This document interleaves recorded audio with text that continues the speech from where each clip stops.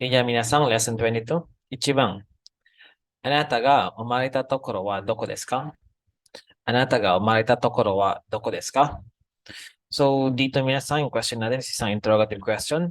Doko desu ka? Where? Saan? So, ano ba yung hinahanap natin dito? Yung tokoro. Ano ba yung tokoro minasan? Ang tokoro is place. So, anong klaseng place yan yung hinahanap natin? So, yung place na umareta tokoro. Ibig sabihin ng umare mas minasan is be born, di ba? So, ang tinatanong dito, kung saan tayo pinanganak? So, mapapansin nyo dito, verb followed by noun. So, ito yung lesson 22 natin, minasang. Yung noun modified by modifying clause or by a verb, minasang. Okay? Yung noun natin, modify gamit yung mga verb or isang sentence. Okay? So, ibig sabihin, once na nag-combine yan, so, mag-function as isang noun pa rin yan. Yung noun na dito pa rin yung main natin. So, na-modify lang siya na place na kung saan tayo pinanganak. So, for example, Laguna. So, pinanganak ako sa Laguna. So, diretso lang. Laguna des. So, ganun lang minasa. Kasi doko des ka lang naman yung hinahanap, di ba? So, kailangan yung practicing to noun modifying natin. Kung maalala nyo sa lesson 1, 2, and 3, yung noun, ang unang napag-aralan nyo is yung noun modified by noun. So, yan na yung noun 1, no, noun 2. Okay? Then, bandang lesson 8 ata yun.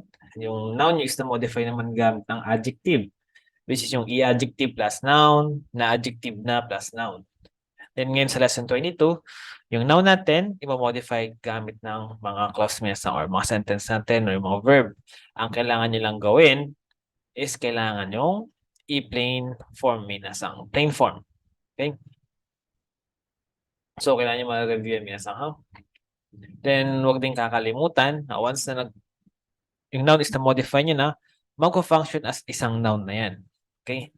For example, ito dito, yung noun na, yung etong anataga o marit at tokoro is mag-function as isang noun na lang. Place kung saan, dyan ibang, ima sunderu uchi wa dou desu ka? Ima sunderu uchi wa dou desu ka? So, yung dou desu ka natin minsan sa lesson 8. So, hindi pinapa-describe yung uchi.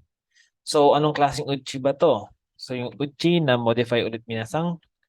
So, ito yung uchi na kung saan tayo nakatira. Kasi yung sundero, yan yung sunde, mas saan nakatira. So, tinatanong ay minsan kung kamusta naman yung bahay na, so yung bahay na tinitirahan natin ngayon. So, for example, bago at maganda. Atarashiku te kirei desu. So, ganyan lang siya minasang. Okay? So, sabi ko nga, yung noun part ng pinaka main natin yan. So, ibig sabihin, yung noun na uchi yung pinapa-describe sa atin. Na-modify lang siya na yung bahay na kung saan tayo nakatira kasalukuyan. Okay? Next, sangbang, ima, ichiban hoshii mono wa nan desu ka? Ima, ichiban hoshii mono wa nan desu ka? So, nan desu ka, ano? So, ano yung mono? Ano yung mono? May things or bagay. So, anong pinamodify dito sa mono natin? I-adjective na hoshi. Yung pattern natin na want minasang. So, ibig sabihin, ang tinatanong ngayon dito, ano yung pinaka want nyo or gusto nyo ngayong bagay? Okay? Pinaka gustong bagay nyo ngayon. So, for example, diretso na lang. Pera. So, okane des. Depende kung gusto nyo sabihin na okane ga ichibang. So, walang problema pag gagawin nyo yan. Okane ga ichibang hoshi desu. So, walang problema yan sa okane desu. Okane ga ichibang hoshi desu. So, papalitan nyo na lang itong nandito. Kung ano yung pinakagusto nyo ngayon. So, sabi ko nga kanina, hindi lang noun ang pwedeng pang modify sa noun natin. Pwede ring adjectives. Okay? Yung bang, may bang Nihongo o benkyou suru jikan ga arimasu ka? May bang Nihongo o benkyou suru jikan ga arimasu ka? So, dito minasang, para mas madali minsan hindi kayo malito, tingnan nyo muna kung may noun ba tayo na modify dyan para hindi kayo malito. Since dito, kung paano ba malaman yun? Siyempre, pag manita yung naka-plain form ng verb followed by noun, ibig sabihin naka-modify yung noun na yun. So, benkyo suru jikan. Ibig sabihin, yung jikan na time natin ang na-modify. So, anong klaseng oras ba to? Ito yung oras na mag-aaral ng Nihongo. Okay? So, ang tinatanong, every night, meron ba yung oras mag-aral ng Nihongo? Siyempre, confirmative question, tinatanong kung meron or wala, di ba? So, hi.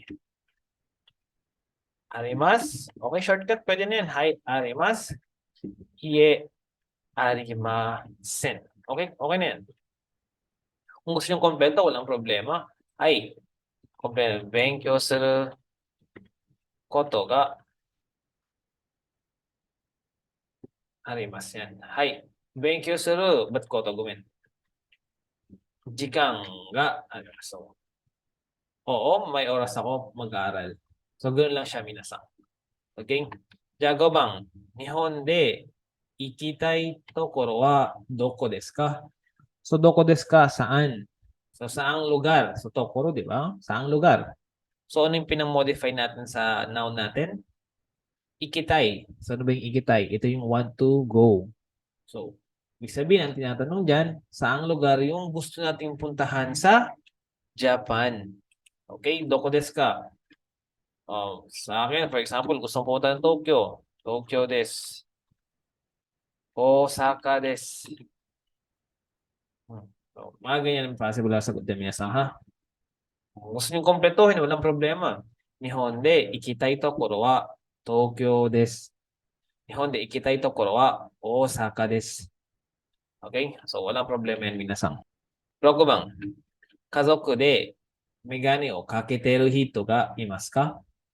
家族でメガネをかけている人がいますか？ So, いますか? So, meron ba?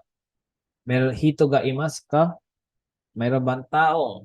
So, ano yung pinamodify natin dun sa hit? Ito yung na-modify na natin. Makakita nyo? Ibig sabihin, meron bang taong or nakasuot or nagsusuot ng eyeglass sa family mo? So, mas maganda may isang mag-translate kayo pabaliktad, ha? Okay. Kung meron, syempre, hi. Imas. Then, pag wala, iye, imasen. So, ganun lang yan minsan. Okay? Kung gusto yung kompleto, hi. Megane o kakete iru hito ga imasu. Iye, megane o kakete iru hito ga imasen. So, no problem yung minasang. Yan na bang. Ima, kuruma o kau okane ga arimasu ka? So, dito, asan yung noun na na-modify? Eto. Okay, si okane. Okay, anong klaseng okane yung tinatanong na meron ka? Okane na? O, kuruma o kau. So, ibig sabihin, yung perang pambili ng kotse ngayon. So, meron ka ba daw pera na pambili ng kotse ngayon? Siyempre, pag meron, hi, kaukani ga arimas or hi arimas. Shortcut na. Iye kaukani ga arimasen or iye arimasen lang minasang. Pwede na yan. Okay? So, dito, restaurant de taberu ryori to uchi de taberu ryori to dochira ga suki desu ka? So, kung mapapansin nyo, ito yung pattern natin may isang na N1 to, N2 to, dochira ga adjective desu ka? So, namimili tayo dito may isang kung ano daw yung mas gusto mo. So, ano ba yung na-modify natin na noun? Si ryori. Parehas na ryori to minasang. So, pinapili tayo anong mas gusto natin. So, anong klaseng ryori yung una? Ryori, restaurant de tabi ryori. So, yung dish na kinakain sa restaurant. Yung second choice natin, yung dish na kinakain sa bahay. So, dun tayo mamamili minasang. Dish na kinakain sa restaurant, dish na kinakain sa bahay. So, for example, sa akin, mas masarap pa rin yung, yung dish na kinakain sa bahay. So, syempre, mamimili na rin ng isa dyan. So, ang napili natin is yung uchide taberu ryori. Uchide taberu ryori. Okay? So, syempre, yung pattern natin sa dochira minasang, di ba? Kung yung napili mo, lagyan mo ng noho ga. Then, yung adjective na ginamit na ski. Yes. Okay? Yan minasang. お家で食べる料理の方が好きです。Okay, yan. Okay, dito. Minsan, kung makikita niyo ba tong picture dito? So, si Sato, si Yamada, Guputa, Mira, si Matsumoto. So, sila yung mga natin. So, dito may question dito, minsan. Magbe-base tayo sa picture. Copy している人は誰ですか? So, sino? Sino yung taong? Anong klaseng tao? Anong pinamodify natin? Copy している. Ang copy しているminsan is nagpo-photocopy. So, sino ba yung nagpo-photocopy yan? Si Sato-san. So, Sato-san. Yes. Okay, si Sato-san. So, yung taong nagpo-photocopy ay si Miss Sato. じゃあ次、10番。コーヒーを飲んでいる人は誰ですか? So, sino pa rin yung tao? Anong klaseng tao to? Yung taong umiinom ng kape. Kasi kohi o nonderu. Saan yung taong umiinom ng kape dyan? Ito, si Mr. Yamada. So, Yamada-san desu. Or, pwedeng kumpletohin yung kohi o nonderu hito wa Yamada-san desu. Or, Yamada-san desu. Kung sa mga conversations lang yan. じゃあ、11番。電話をかけている人は誰ですか? 電話をかけている人は誰ですか? So, sino ulit yung taong nakasalamin? Sorry. Sino yung taong nakikipag-usap sa telepono or tumatawag? Okay, so, tumatawag ay si Mr. Miller. So, Mira. So, si Mira-san. Mira-san desu. Okay, 電話をかけている人はMira-san desu. じゃあ、最後、新聞を読んでいる人は誰ですか? So, ano yung klaseng tao yung hinahanap dito?